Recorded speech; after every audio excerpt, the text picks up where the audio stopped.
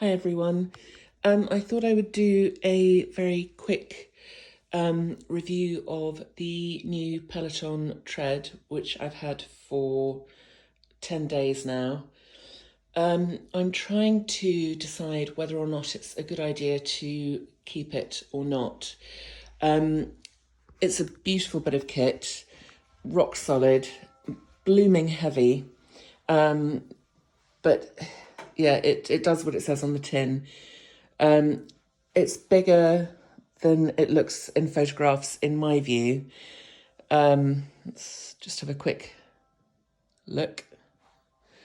I know you're not going to be able to tell what the dimensions are in a video, but they're online, so you'll be able to check those there. But I just thought I'd give a quick tour of what it looks like.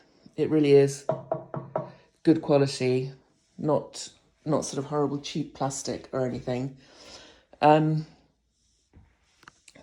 let's get on. As you can see quickly, I've also got the Peloton bike, which I've had just over 2 years.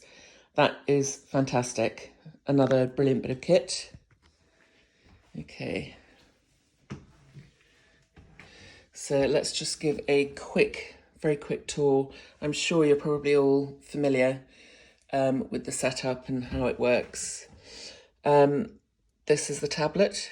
As you can see, I think it's 20 or 20.1 inches on the diagonal. I've got a selection of scenic runs up here, ready to go. So let's just check one of them. Let's try the 15-minute Redwood State Park scenic run. Okay, so let's get going. Now, as you'll see here, it's confirming that Bluetooth audio is connected. My heart rate monitor is not connected. That is here. That's the Rhythm Scoche arm monitor. There we go.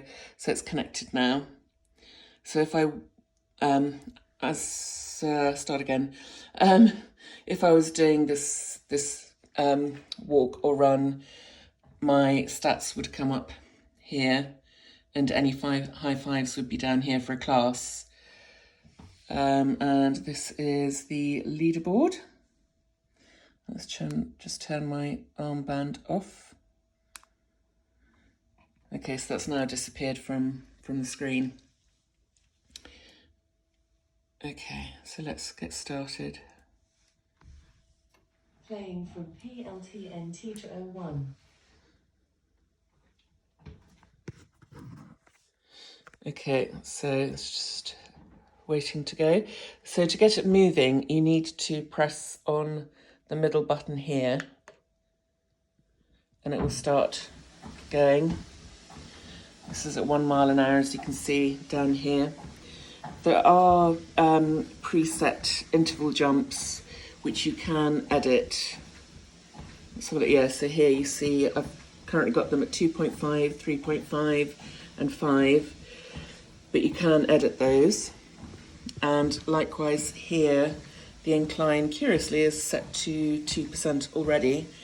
And you just increase that or decrease that with this rolling button here, or by using the button in the middle to go up a jump. Okay, and here we have the cup holders, or bottle holders.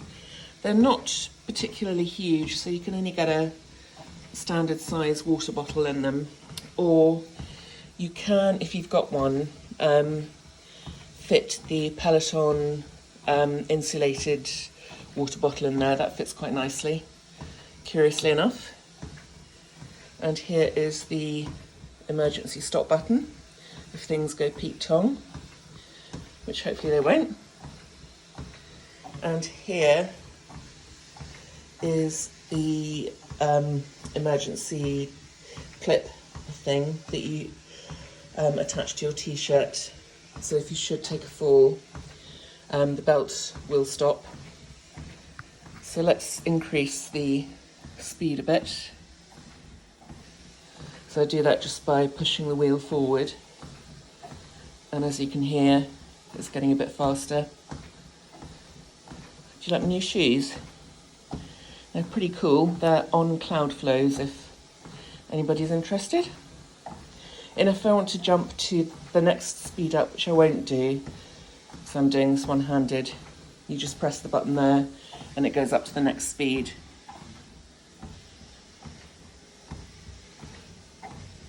Now, my quandary is, and I'm hoping you guys can help, although I know it's very subjective.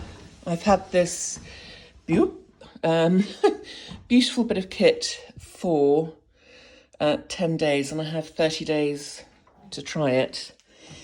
I'm just trying to figure out whether I should keep it or should return it.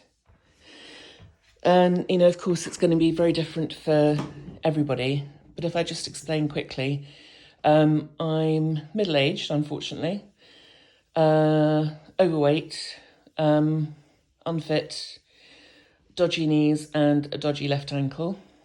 And I live on my own, so I'm just trying to justify, I guess, in my head whether I should keep it and will use it enough. Obviously, you guys can't answer that. And I say guys, I do mean men and women. It's just my strange term, if you like. So yeah, I'm trying to figure out if I should keep it. As I say, I've got the Peloton bike, which I love. That's great fun. And if you put these side by side, if you put the bike next to the tread, I thought from pictures they'd be fairly similar in size, but they're not. The bike, relative to the tread, is teeny tiny. It's quite funny to see. It's like Mama Bear and Baby Bear. But anyway, my quandary is really silly things, probably.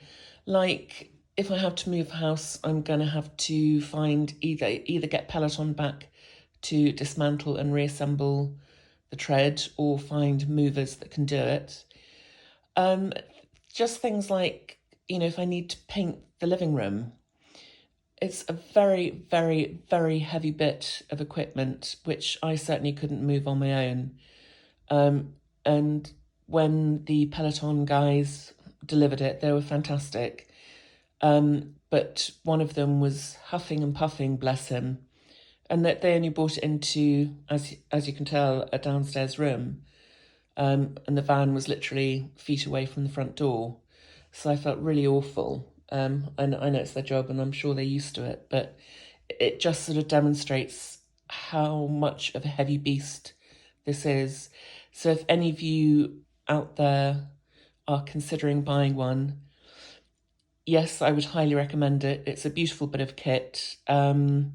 You know, compared to some of the more industrial treadmills that you see in gyms that just seem to be constructed of horrible plastic and just look nasty, basically. This is quite stunning. You know, the uprights, you know, the handlebars, they are, I think, steel construction, which I'm sure, you know, adds to the weight. There's no horrible cheap plastic on here. It's just fabulous. It's actually sitting on my Peloton bike mat, which Peloton themselves don't encourage, because it could, in theory, when you incline, let's just have a go, if it'll work when it's stationary. Here we go. So when you increase the incline on the tread, let's see if it'll do it. See if I can, you see the wheels done here. These ones, they move back that way. So if the mat is too thin, it could potentially, you know, scrunch up the mat, for want of a better term, and could damage the motor. So you have to be careful there as well. But it's a good fit, as you can tell. In fact, it's a perfect fit. In terms, I've gone slightly off topic here, apologies, but just very quickly, in terms of maintenance, you just have to make sure that the belt is kept tight, or at least so that it doesn't slip. And you adjust the belt by using a 6mm Allen key in the hole here on the right and here on the left. You just, start doing it by quarter turns on each side and then trying the belt to see what happens. And you have to lubricate the belt once a year, I gather.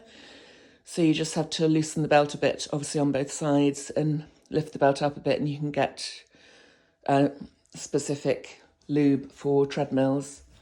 And you just, according to other YouTube videos, you just sort of lube it where you're running, which would be around about here in my case, I guess.